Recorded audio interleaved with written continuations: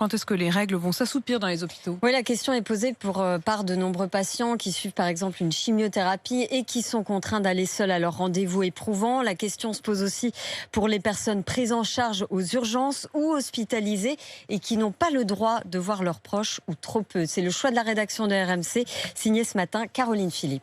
En cette semaine, François Robert et son frère n'ont pu rendre visite qu'une seule fois à leur mère dans sa chambre à l'hôpital Sainte-Anne à Paris. C'est très angoissant parce qu'on n'a pas de nouvelles, parce que le peu de nouvelles qu'on a, c'est plutôt que sa situation se dégrade. Et en plus, on sait que le fait de ne pas nous voir contribue à la dégradation de son état de santé. Catherine, 73 ans, souffre de schizophrénie. La seule fois où on a pu la voir, elle était en pleine crise. Elle ne pouvait pas ouvrir les yeux, elle hurlait et elle se débattait.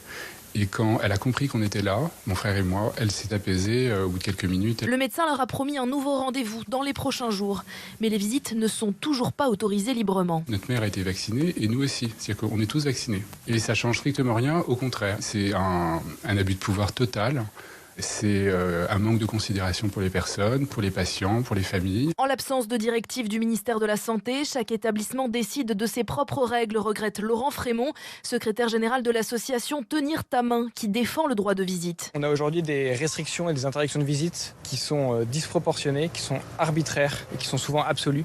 Donc nous, ce qu'on demande, c'est qu'elle soit individualisée et qu'elle soit justifiée. On ne comprend pas trop aujourd'hui parce que la situation sanitaire évolue, et tant mieux, mais pour autant, les portes restent fermées. Pour éviter tout abus, il plaide pour faire évoluer la loi et reconnaître ce droit de visite aux familles et aux proches de patients.